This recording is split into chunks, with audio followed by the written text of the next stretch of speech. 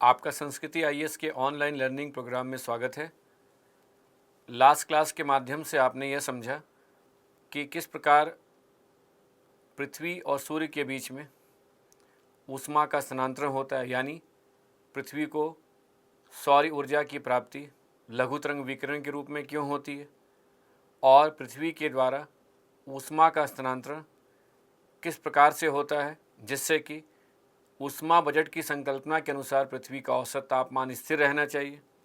यानी last class के माध्यम से आपने यह भी समझा कि पृथ्वी की सतह के द्वारा सौर विकिरण का वायुमंडल की अपेक्षा अधिक मात्रा में अवशोषण होने के कारण ही पृथ्वी की सतह से वायुमंडल में ऊष्मा का स्थानांतरण होता है, जो मौसम में परिवर्तन का एक महत्वपूर्ण कारण भी है। आपने यह भी देखा कि ऊष्मा बजट एक आदर्श परिकल्पना है, क्योंकि आज मानव जनित गतिविधियों के कारण जहां वायुमंडल में ग्रीन हाउस गैसों के उत्सर्जन में होने वाली वृद्धि से वायुमंडल प्रदूषित हो रहा है, वहीं पर आज काउंटर रेडिएशन यानी प्रतिलोम विकिरण का दर अधिक होने के कारण पृथ्वी की सतह के औसत तापमान में वृद्धि हो रही है, जो ऊष्मा बजट में विसंगति का एक महत्वपूर्ण कारण है। जब आप ऊष्मा बजट की संकल्पना पर आधारित अध्ययन करते हैं और पृथ्वी की सतह वायुमंडल के मध्य ऊष्मा के स्थानांतरण के साथ यह जानने का प्रयास करते हैं कि किस प्रकार से पृथ्वी का औसत तापमान स्थिर रहता है और आखिरकार आज हम ये क्यों कह रहे हैं कि ऊष्मा बजट की संकल्पना पर आधारित अध्ययन एक आदर्श परिकल्पना है, तो इसके लिए जितनी बातें लास्ट क्लास में डिस्कस की गई है उनको आधार बनाकर अगर आपसे प्रश्न पूछा जाए कि ऊष्मा बजट की संकल्पना से आप क्या समझते हैं, तो आप उसका आंसर लिख सकते हैं। आज के डिस्कशन के माध्यम से आपको यह समझना है कि त्रिवार्था और ओलिव हिडोरे ने किस प्रकार ऊष्मा संतुलन के मॉडल के द्वारा यह समझाने का प्रयास किया कि पृथ्वी की सतह वायुमंडल के मध्य ऊष्मा के स्थानांतरण के साथ बाह्य अंतरिक्ष में ऊष्मा का निष्कासन कैसे होता है। यानी कह सकते हैं यह टॉपिक एक प्रकार से कोर ज्योग्राफी का टॉपिक होगा। यानी अगर आपसे प्रश्न किया जाता है कि ऊष्मा संतुलन के मॉडल पर टिप्पणी करें, यानी हीट बैलेंस के मॉडल पर टिप्पणी करें, तब ऐसी स्थिति में यह ध्यान रखना है कि आपको पहले जो लास्ट क्लास में डिस्कस किया गया उसे आधार बनाकर ऊष्मा बजट की संकल्पना को स्पष्ट कर देना है। यानी यह समझाना है कि पृथ्वी को किस प्रकार सौर ऊर्जा की प्राप्ति हो रही है, यानी लघु तरंग विकिरण के रूप में हो रही है, और कैसे वायुमंडल और पृथ्वी की सतह के द्वारा लघु तरंग विकिरण का परावर्तन हो रहा है और सतह और वायुमंडल के बीच में ऊष्मा का स्थानांतरण किस प्रकार से हो रहा है। एक यानी कह सकते हैं कि यहाँ ऊष्मा के स्थानांतरण की विधियों को आप संक्षेप में लिख सकते हैं। और उसके बाद अगर आप मॉडल की बात करें तो त्रिवार्था के मॉडल का यहाँ वर्णन कर सकते हैं और इसी प्रकार से ओलिवर हिडोरे के मॉडल का वर्णन कर सकते हैं और अंततः आप जो भी कंक्लूजन ड्रॉ करें, निष्कर्ष पे आए, उससे आप स्पष्ट कर सकते हैं। तो यह एक टॉपिक हुआ जिसे आप कह सकते हैं कि सामान्य से, जनरल से आप किधर जा रहे हैं, विशिष्ट की तरफ जा रहे हैं। संकल्पना से आप किस तरफ मूव कर रहे हैं, सिद्धांत की तरफ मूव कर रहे हैं। तो प्रश्न 3-4 तरह से पूछे जा सकते हैं। एक तो ऊष्मा बजट की संकल्पना पर टिप्पणी लिखें, दूसरा ग्लोबल रेडिएशन बैलेंस पर टिप्पणी लिखें, तीसरा त्रिवार्था के ऊष्मा संतुलन मॉडल पर टिप्पणी करें, चौथा ओलिवर हिडोरे के ऊष्मा संतुलन मॉडल पर टिप्पणी करें। इस प्रकार से आपको प्रश्न किए जाएंगे, आप उसका जवाब दे सकते हैं। यह ध्यान दीजिएगा कि लास्ट क्लास में डिस्कस किए गए टॉपिक को अगर आप समझ चुके होंगे तो यहाँ आप एक प्रकार से उन्हीं रिवाइज करेंगे और उस कॉन्सेप्ट को आधार बनाकर ये समझने का प्रयास करेंगे कि त्रिवार्था और ओलिवर हिडोरे ने ऊष्मा बजट की संकल्पना को अपने अपने ढंग से कैसे स्पष्ट करने का प्रयास किया। तो इसमें कोई नई बात नहीं होगी, केवल इकाइयों का हेर फेर होगा और उसी हेर फेर को आपको यहाँ नोटिस कर लेना है और उसके आधार पर आप क्वेश्चन को अगर पूछा जाएगा तो आंसर देंगे। यानी कॉन्सेप्ट के लेवल पर कोई नया कॉन्सेप्ट नहीं होगा, केवल ऊष्मा के स्थानांतरण की इकाइयों को लेकर यहाँ पर कुछ आपको डिफरेंस देखने को मिलेगा। जैसा कि मैंने लास्ट क्लास में आपको कहा था कि ऊष्मा बजट की इकाइयों को लेकर मौसम वैज्ञानिकों या भूगोलवेताओं में एक मत नहीं है। तो एक प्रकार से ऊष्मा बजट की संकल्पना पर आधारित जो आपने टॉपिक को अभी तैयार किया है उसे ही यहाँ आपको रिवाइज करना है और वही ध्यान में रखकर आप इसे तैयार करेंगे। दूसरी बात ये भी है कि मान लीजिए आपसे कह जाए कि ऊष्मा बजट की संकल्पना से आप क्या समझते हैं, तो अब आपको पूरा फ्रीडम दे दिया। तो आप चाहें तो ऑप्शनल के आंसर को लिखते समय, यानी ऑप्शनल में जब ये क्वेश्चन पूछे तो इन दोनों को के द्वारा दिए गए मॉडल को वहाँ ड्रॉ करके बता सकते हैं कि इन लोगों ने भी अपने अपने ढंग से समझाने का प्रयास किया। तो चलिए देखते हैं कि इन लोगों ने में त्रिवार्था ने किस प्रकार से ऊष्मा संतुलन यानी जीटी त्रिवार्था ने ऊष्मा संतुलन के मॉडल को समझाने का प्रयास किया। और जितने पॉइंट यहाँ दिए गए हैं उनको ही अगर आप आधार बनाकर अपना नोट्स तैयार करते हैं या आंसर लिखते हैं तो आपका एक क्वेश्चन आप कह सकते हैं उसका उत्तर तैयार हो जाएगा। जैसे देखिए इन्होंने क्या कहा कि पृथ्वी जो है अपनी ऊर्जा का अधिकांश सूर्य से लघु तरंग सौर विकिरण के माध्यम से प्राप्त करती है। तो ये आप पहले से जानते हैं कि पृथ्वी को जो सौर ऊर्जा की प्राप्ति होती है वो लघु तरंग विकिरण के रूप में होती है। त्रिवार्था जी का ये कहना है कि पृथ्वी सूर्य से उत्सर्जित समस्त ऊर्जा का 1/2 अरबवा भाग यानी जितना पृथ्वी से यानी सूर्य से जो लघु तरंग विकिरण के रूप में ऊर्जा का निष्कासन होता है उसका बहुत ही छोटा सा भाग पृथ्वी प्राप्त कर पाती है। और अगर उन्होंने कहा कि उसको अगर हम 100 मान ले, यहाँ क्या माने, हम लोग लास्ट डिस्कशन में 100 यूनिट कह रहे थे, यहाँ इन्होंने कहा कि हम उसे 100% मान लें तो पृथ्वी के वायुमंडल में प्रविष्ट होने वाली सकल सौरिक ऊर्जा का 35% भाग धूल कणों द्वारा, प्रकीर्णन यानी 6%, यानी 35% भाग में धूल कणों के द्वारा 6%, बादलों के द्वारा 27% और धरातलीय सतह से जो परावर्तन होता है वो 2%।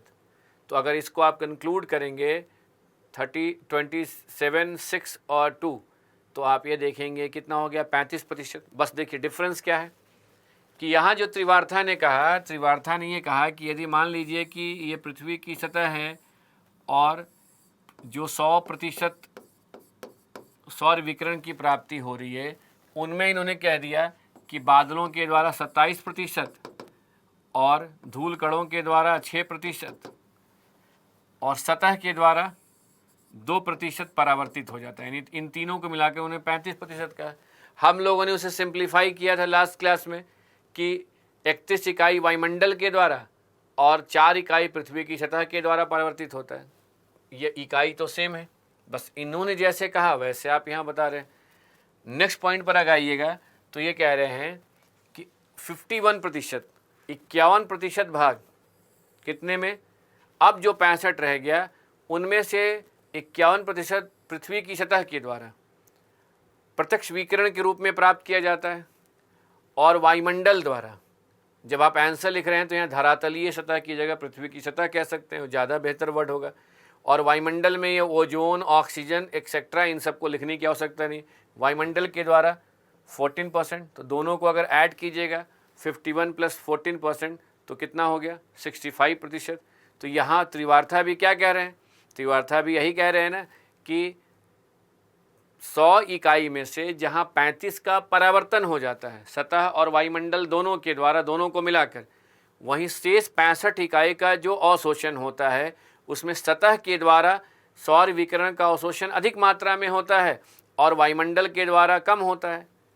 अब यहाँ ध्यान दीजिए, जो इन्होंने कहा है कि पृथ्वी की सतह पर जो 51% ऊर्जा प्राप्त होती है उसमें से 34% ऊर्जा प्रत्यक्ष सौरिक विकिरण के रूप में तथा 17% ऊर्जा विस्तृत दिवा प्रकाश के रूप में प्राप्त होती है। यानी इन्होंने कहा कि सीधे जो सौर विकिरण सतह को प्राप्त हो रहा है वो 34%, और जो डिफ्यूज होकर आता है, यानी जब वायुमंडल से में उपस्थित गैसों के द्वारा कुछ का स्कैटरिंग होता है और उसके बाद जो छन कर यानी डिफ्यूज होते हुए आता है वो 17% है।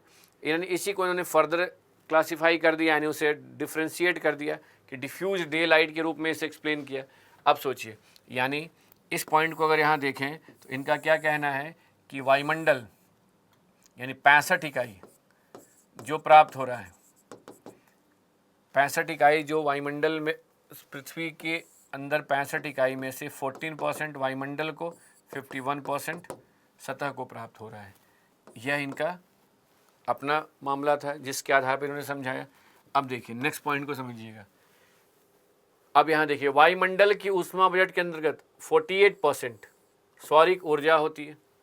अब यहाँ समझना है कि जैसा कि अभी आपने देखा कि त्रिवार्था के अनुसार 14% तो वायुमंडल को कहाँ से मिल गया? सूर्य से, शॉर्ट वेव रेडिएशन के फॉर्म में, ठीक है। और यहाँ ये क्या कह रहे हैं कि 48% जो है इन्हें सौरिक ऊर्जा की प्राप्ति होती है, तो अप्रत्यक्ष रूप से कितना प्राप्त होगा? 34%। वो कहाँ से हो रहा है? पृथ्वी की सतह के द्वारा।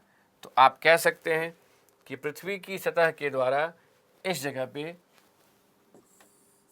कितना बचा? 34%। ये लॉन्ग वेव रेडिएशन के फॉर्म में हो रहा है, जो किसको मिल रहा है? वायुमंडल को। अब यहाँ नेक्स्ट स्टेटमेंट पर ध्यान दीजिएगा कि यदि ऐसा मान लिए तो इसके बाद इनका क्या कहना है कि पृथ्वी द्वारा सूर्य से प्राप्त 51% में ऊर्जा में से 23% ऊर्जा का धरातलीय सतह से दीर्घ तरंग द्वारा वायुमंडल में विकिरण द्वारा क्षय हो जाता है। इस विकिरण 23% में, यानी यह समझाना चाह रहे हैं, अलग अलग स्टेप में यहाँ आपको चीज़ों को समझते हुए चलना है कि 23% में से 6% ऊर्जा का वायुमंडल द्वारा अवशोषण कर लिया जाता है और 17% ऊर्जा सीधे वायुमंडल से होते हुए किधर चली जाती है? बाह्य अंतरिक्ष में। यानी त्रिवार्था का ये कहना था कि जो पृथ्वी की सतह के द्वारा 51% सौर ऊर्जा की प्राप्ति हो रही है, यानी कुल मिलाकर यह सोचिए कि यह जो 51% यहाँ प्राप्त हुआ, उनमें से इनका क्या कहना है कि वायुमंडल से होते हुए 17% कहाँ चला गया? लॉन्ग रेडिएशन, बाह्य अंतरिक्ष में। और कितने को वायुमंडल में उपस्थित गैस ने ऑब्जर्व किया? 6%।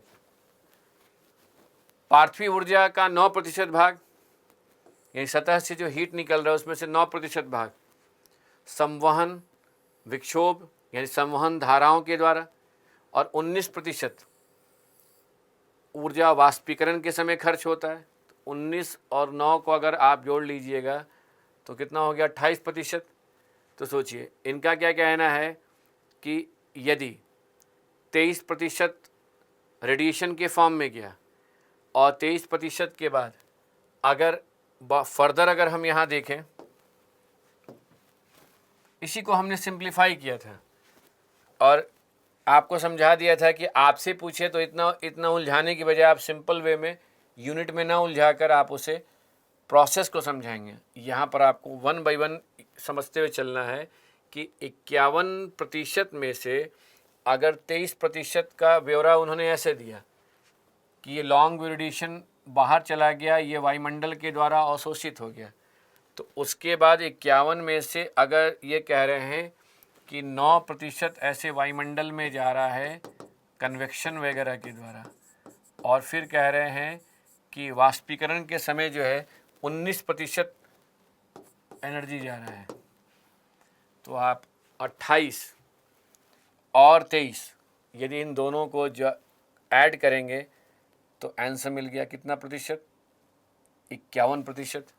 तो इन्होंने 51% का ब्यौरा कैसे दिया?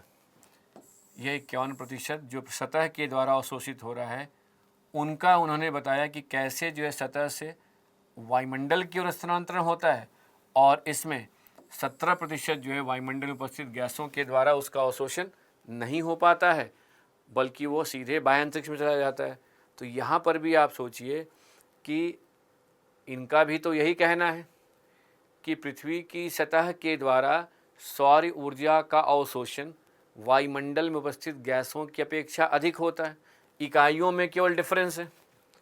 इनका भी यही कहना है या मानना है कि पृथ्वी की सतह से जब ऊष्मा का वायुमंडल की ओर स्थानांतरण होता है तो कुछ दीर्घ तरंग विकिरण वायुमंडल से होते हुए बाह्य अंतरिक्ष में चले जाते हैं, और वहीं पर जो शेष ऊष्मा सतह के द्वारा अवशोषित होता है यानी रह जाता है, उनमें से वाष्पीकरण के समय भी, वाष्पीकरण के कारण भी ऊष्मा का स्थानांतरण हो रहा है, लॉन्ग रेडिएशन के कारण भी हो रहा है, कन्वेक्शन कंडक्शन के द्वारा भी हो रहा है।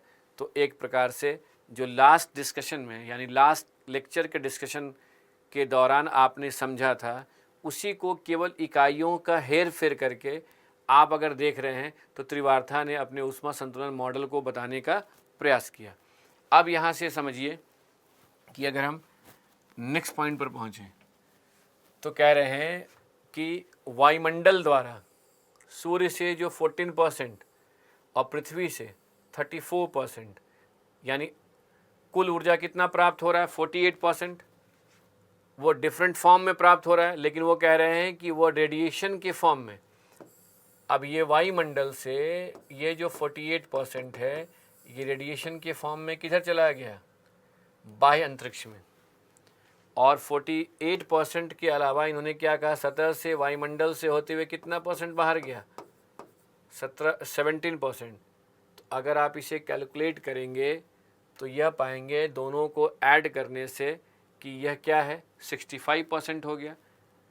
तो कुल मिलाकर अगर हम ऊष्मा बजट की संकल्पना को आधार बनाकर जीटी त्रिवार्था के द्वारा दिए गए ऊष्मा संतुलन मॉडल को पर पुनः विचार करते हैं तो यही देख रहे हैं कि इनका भी कहना है कि जो पृथ्वी को सौर ऊर्जा की प्राप्ति होती है वो लघु तरंग सौर विकिरण के रूप में होती है, और उनमें से 35 इकाई का लघु तरंग विकिरण के रूप में ही परावर्तन हो जाता है, और जो शेष 65 इकाई लघु तरंग सौर विकिरण हैं उनमें से अधिकांश ऊर्जा का अवशोषण पृथ्वी की सतह के द्वारा होता है।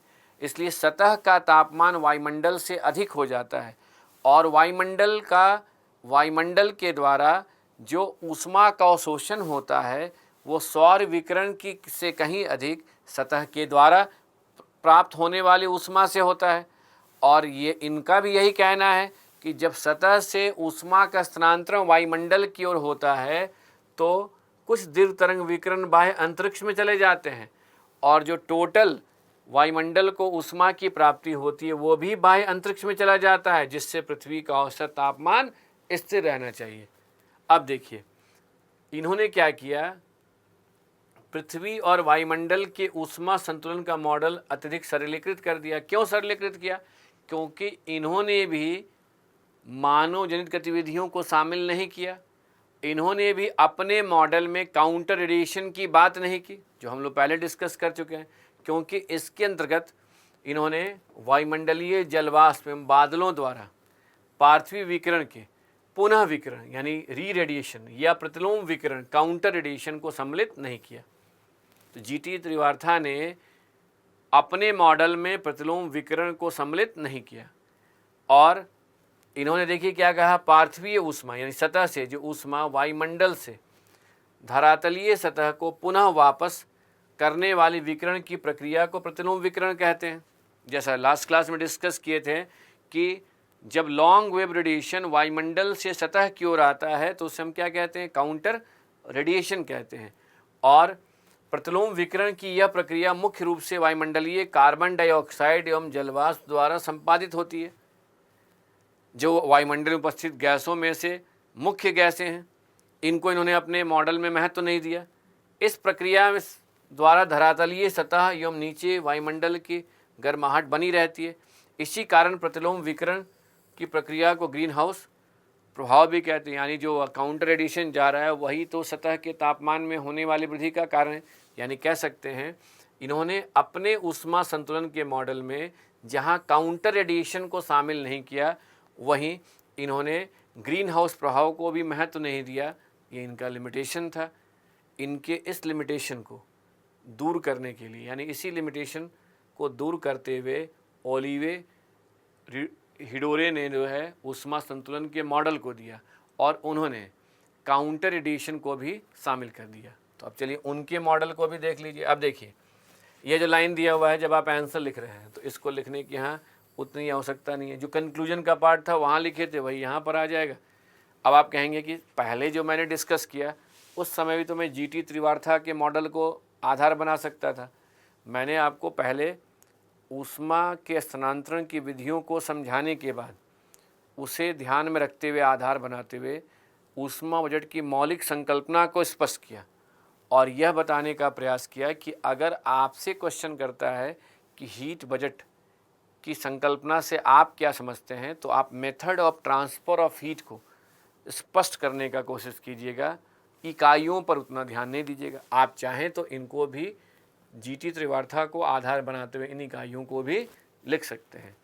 अब देखिए, अगर हम ओलिवर हिडोरे के ऊष्मा संतुलन मॉडल की बात करें तो ओलिवर हिडोरे ने पृथ्वी वायुमंडल की ऊष्मा बजट तथा ऊर्जा संतुलन के मॉडल में वायुमंडलीय गैसों, जलवाष्प द्वारा पार्थिव विकिरण के पुनः विकिरण यानी प्रतिलोम विकिरण को सम्मिलित किया। यानी जीटी त्रिवार्था ने जिसे अपने मॉडल में महत्व नहीं दिया, उसे ओलिवर हिडोरे ने अपने ऊष्मा संतुलन में मॉडल में महत्व दिया, सम्मिलित किया। प्रतिलोम विकिरण की प्रक्रिया को इन्होंने स्काई रेडिएशन, आकाशीय विकिरण का नाम भी दिया।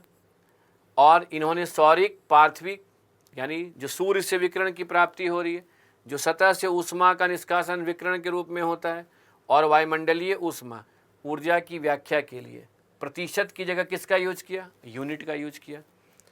अब देखिए इन्होंने क्या कहा कि यदि हम जो सूर्य से ऊर्जा की प्राप्ति हो रही है उसे 100 यूनिट 100 इकाई मान लें और 100 इकाई मान लेते हैं और ये मान लेते हैं कि उसमें से 30 यूनिट ऊर्जा 30 यूनिट ऊर्जा जो है वायुमंडल द्वारा रिफ्लेक्शन हो जा रहा है, यानी उसका परावर्तन हो जा रहा है।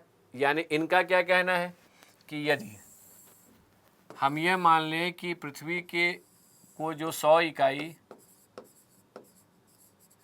शॉर्ट वेव रेडिएशन की प्राप्ति हो रही है, उनमें से 30 इकाई का उसी रूप में परावर्तन हो जा रहा है, शॉर्ट वेव रेडिएशन के फॉर्म में परावर्तन हो जा रहा है। अब सोचिए, ये कह रहे हैं 30 इकाई का परावर्तन हो जा रहा है, तो बचा कितना, 70 इकाई।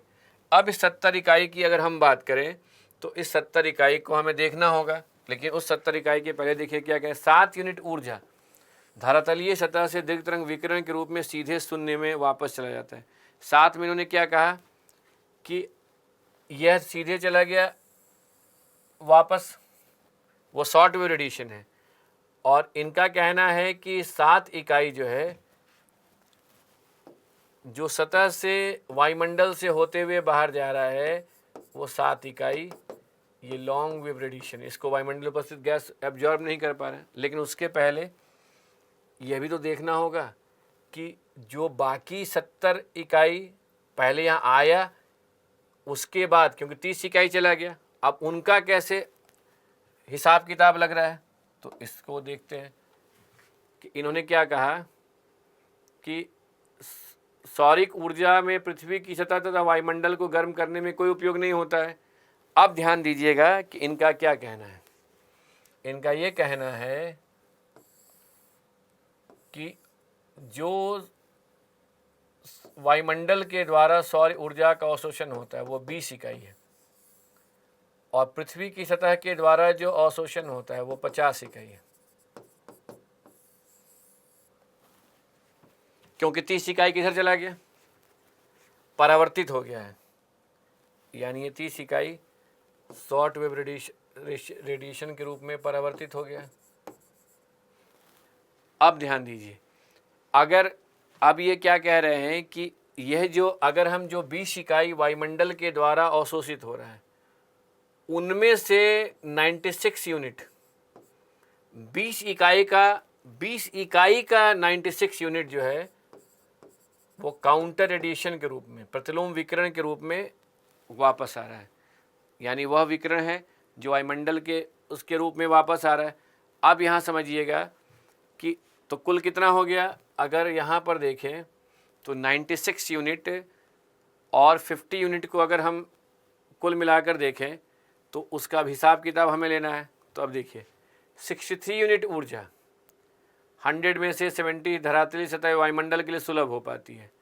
अब 159 यूनिट ऊष्मा प्राप्त करता है वायुमंडल। कैसे प्राप्त करता है उसको समझना है, जिसमें 20 यूनिट ऊर्जा उसे वायुमंडल में गैस जो है उसे और जलवाष्प जो सौर ऊर्जा को अवशोषित करते हैं वो 20 यूनिट है, और 20 यूनिट ऊर्जा संघनन एवं गुप्त ऊर्जा से प्राप्त होता है। यानी यहाँ पर अगर आपसे कहा जाए और 107 यूनिट ऊर्जा धरातलीय सतह से दीर्घ तरंग विकिरण से, यानी कहा यहाँ क्या है कि इनमें से यदि देखा जाए तो 107 यूनिट किधर गया,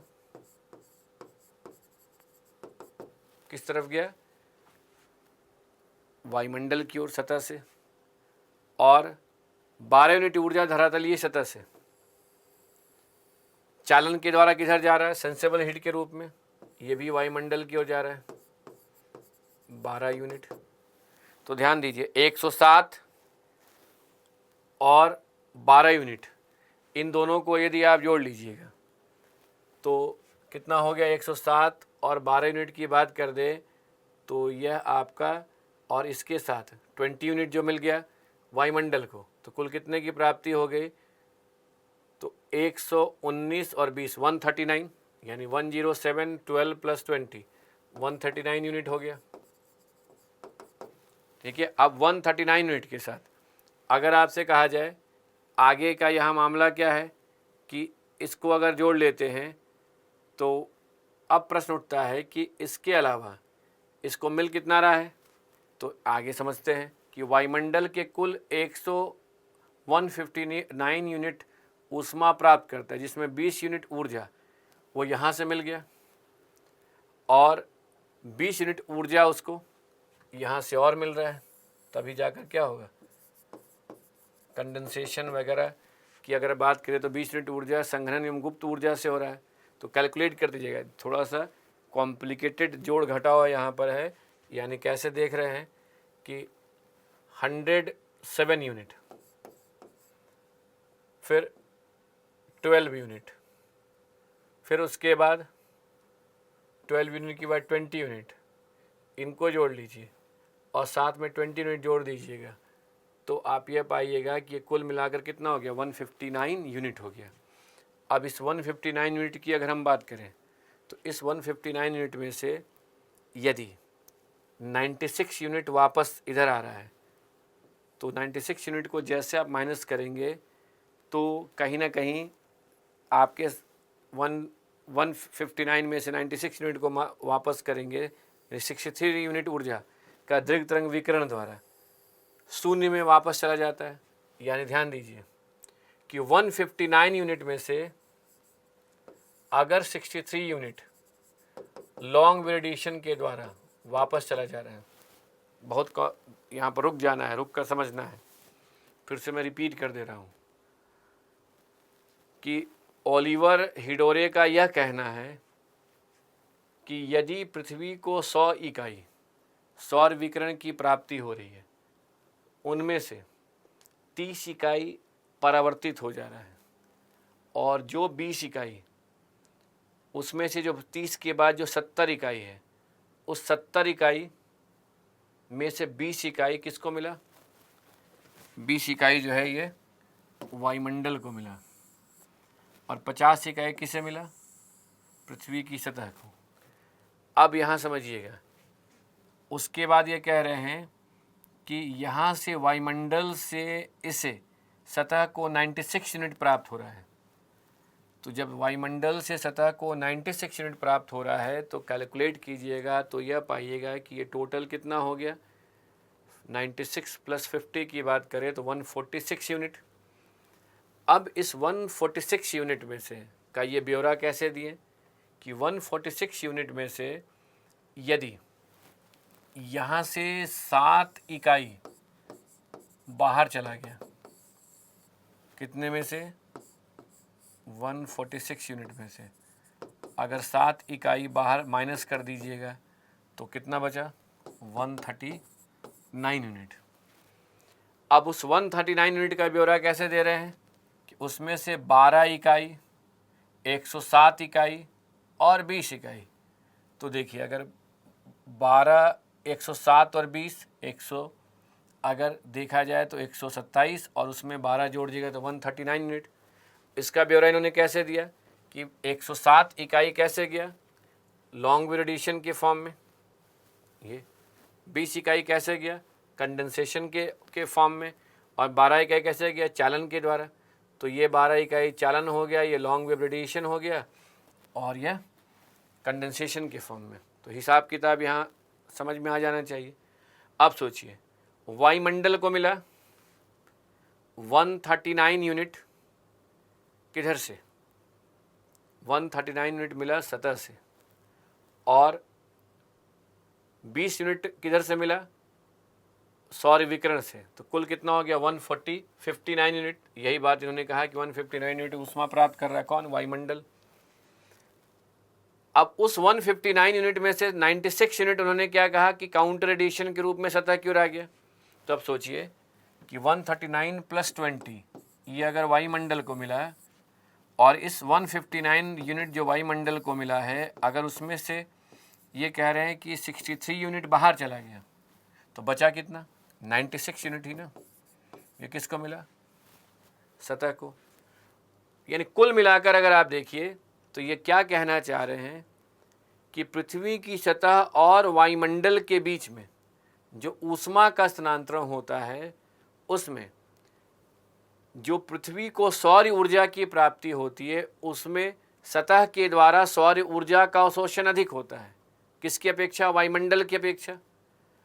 और साथ में अब यह भी कह रहे हैं कि केवल सतह से वायुमंडल की ओर ही हीट का ट्रांसफ़र नहीं होता है, बल्कि वायुमंडल से भी काउंटर रेडिएशन के रूप में हीट किधर आता है? सतह की ओर आता है। और यह जो सतह और वायुमंडल के बीच में ऊष्मा का स्थानांतरण होता है, इसके बावजूद भी जितना पृथ्वी एब्जॉर्ब करती है उतना ही उसे वापस भेज देती है, जिससे पृथ्वी का औसत तापमान स्थिर रहता है।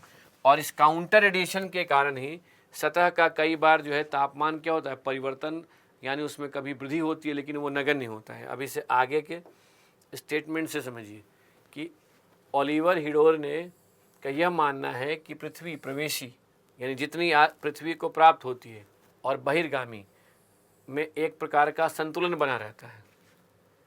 कांस्टेंट नहीं रहता, एक संतुलन बना रहता है। और अगर पृथ्वी के औसत तापमान में परिवर्तन भी होता है तो बहुत ही कम होता है, इसलिए औसत तापमान प्रायः स्थिर बना रहता है। अगर इसमें कोई परिवर्तन होता है तो इसमें मात्र 5% के आसपास ही परिवर्तन होता है, और ऐसा इन्होंने समझाने का प्रयास किया। पृथ्वी वायुमंडलीय तंत्र में अंतर्निहित भंडारण क्रियाविधि होता है, यानी पृथ्वी और यहाँ पृथ्वी की जगह ध्यान रखिएगा, पृथ्वी की सतह और वायुमंडल के बीच में ऊष्मा का आदान प्रदान होते रहता है। और यह जो आदान प्रदान होता है उसमें इन्होंने क्या कहा कि जो वायुमंडल से सतह की ओर 96 यूनिट एनर्जी आ रहा है वही ग्रीन हाउस इफेक्ट है, और इसके द्वारा तापमान में इस तरह वृद्धि होती है कि जीवन का अस्तित्व बना रहे। यानी इससे टेम्परेचर बढ़ता है, लेकिन इससे यह बढ़ना जो है जीवन के अस्तित्व के लिए। इन्होंने भी मानव जनित गतिविधियों को महत्व नहीं दिया, लेकिन काउंटर रेडिएशन को अपने अध्ययन में शामिल किया। तो देखिए इनका अगर कुल मिलाकर इनके मॉडल को देखेंगे तो ऐसा नहीं है कि यह नहीं कह रहे हैं कि पृथ्वी को जो सौर विकिरण की प्राप्ति होती है उनमें से परावर्तन नहीं होता, ये भी कह रहे हैं कि परावर्तन होता है, इकाइयों का हेर फेर है। ऐसा नहीं है कि यह नहीं, इनके इस मॉडल के अनुसार यह नहीं है कि सतह के द्वारा सौर विकिरण का वायुमंडल की अपेक्षा अधिक अवशोषण होता है। इनका भी यही कहना है कि सतह के द्वारा वायुमंडल की अपेक्षा अधिक मात्रा में अवशोषण होता है। इनका भी ये कहना है कि सतह से वायुमंडल की ओर हीट का ट्रांसफ़र होता है। ये भी ये कह रहे हैं कि सतह से जब लॉन्ग वेव रेडिएशन के रूप में हीट का ऊष्मा का निष्कासन होता है तो कुछ ऊष्मा वायुमंडल से होते हुए बाह्य अंतरिक्ष में चला जाता है।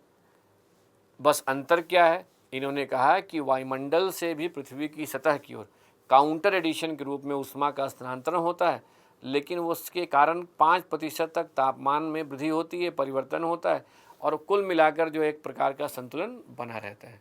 तो ये सिर्फ हमने 2 मॉडल आपको इसलिए यहाँ रख दिया कि इनकेस आप किताबों का अध्ययन करते हैं और त्रिवार्था और ओलिवर हिडोरे के मॉडल को देखते हैं तो आप ये ना सोचें कि ये मॉडल कहाँ से आ गया है, तो एक्सप्लेन नहीं किया। हो सकता है कभी सिविल सेवा परीक्षा में या किसी एग्जामिनेशन में पीसीएस में ही इनका नाम लेकर ये मॉडल दे दे, तो आप क्या करेंगे, पहले हीट बजट के कॉन्सेप्ट को बता देंगे शॉर्ट में कि कैसे आदान किस रूप में ऊष्मा की प्राप्ति होती है, फिर इनके ही मॉडल को आधार बनाकर आप समझा देंगे। केवल अंतर क्या होगा, जीटी त्रिवार्था के मॉडल में काउंटर रेडिएशन की बात नहीं की गई, बाकी लगभग सेम है। प्रतिशत का उन्होंने प्रतिशत कहा और इकाइयों में हेरफेर है, इन्होंने काउंटर रेडिएशन को भी शामिल कर लिया। और इस आधार पे आप कंक्लूजन पे क्या है, अगर इसको भी आप निष्कर्ष में लिखेंगे, मौसम वैज्ञानिकों में ऊष्माजड़ की इकाइयों को लेकर एक मत नहीं है और जीटी त्रिवार्था से ओलिवर हिडोरे का मॉडल थोड़ा सा जटिल तो है, लेकिन इन्होंने प्रतिलोम विकिरण के प्रभाव को सम्मिलित करके कहीं ना कहीं ऊष्माजड़ की संकल्पना को अधिक प्रासंगिक बनाने का प्रयास किया, ये आप कह सकते हैं। और इस आधार पर आप कहेंगे कि हमें इनके द्वारा दिए गए मॉडल को ध्यान में रखकर मौसम में होने वाले परिवर्तन का अध्ययन करना चाहिए। जो आपके सामने यहाँ भी स्लाइड हमने दिखाया, ये आपको पीडीएफ नोट्स में अगर रहेगा वहाँ से आप देख लीजिएगा। अगर कहीं पर आप धैर्यपूर्वक इकाइयों को जब पढ़ कर अपना ग्राफ बना लेंगे, मैथमेटिक्स का जैसे यहाँ मैथमेटिक्स था, तो रुक रुक कर आप उसको जोड़ते जाएंगे तो आपके पास कंक्लूजन भी निकल जाएगा कि उन्होंने कैसी इकाइयों की बात की है। ठीक है, नेक्स्ट डिस्कशन जो है वह सूर्य तप पर है, यानी इंसोलेशन टॉपिक में सिर्फ आपको पहले ये समझना है कि पृथ्वी को जो लघु तरंग सौर विकिरण के रूप में ऊर्जा की प्राप्ति होती है, यानी पृथ्वी की ओर आने वाली लघु तरंग सौर विकिरण को ही सूर्य तप कहते हैं, इनकमिंग सोलर रेडिएशन। तो नेक्स्ट डिस्कशन के माध्यम से आपको यह समझना है कि यदि पृथ्वी को 100 इकाई लघु तरंग सौर विकिरण की प्राप्ति होती है तो क्या इसके वितरण में स्थानिक और कालिक विभिन्नता है या नहीं है, यानी यह समझना है कि क्या पृथ्वी के सभी क्षेत्र में प्राप्त होने वाली सौर ऊर्जा की मात्रा एक समान होती है, अगर नहीं होती है तो क्यों नहीं होती है, और क्या किसी भी क्षेत्र में जो सौर ऊर्जा की प्राप्ति होती है उसकी भी मात्रा वर्ष भर एक समान होती है, अगर नहीं होती है तो क्यों नहीं होती है। यानी नेक्स्ट क्लास में या नेक्स्ट डिस्कशन के माध्यम से आपको सूर्य तप की मात्रा को निर्धारित करने वाले कारकों का अध्ययन करते हुए यह समझना है कि सूर्य तप के वितरण में स्थानिक और कालिक विभिन्नता का क्या कारण है। तो चलिए फिर मिलते हैं। फिर से मैं आपको कहूँगा कि धैर्यपूर्वक ये दोनों मॉडल में जो मैथमेटिकल कैलकुलेशन है उसको लेकर उलझाना नहीं है, धैर्यपूर्वक उसे क्या कीजिएगा, नोट कर लीजिएगा और कॉन्सेप्ट सेम है और रिवाइज कर लीजिएगा, तब नेक्स्ट टॉपिक को समझना आपके लिए आसान रहेगा। तापमान के टॉपिक को तैयार करते समय थोड़ा सा आपको धैर्य रखना है, उसके बाद वायुमंडलीय आर्द्रता, वायुमंडलीय दाब और वर्षण तक के टॉपिक तक आप अगर अपनी समझ को बेहतर कर लेते हैं तो आने वाले टॉपिक को समझने में डिफ़िकल्टी नहीं होगी। तो चलिए फिर मिलते हैं, धन्यवाद।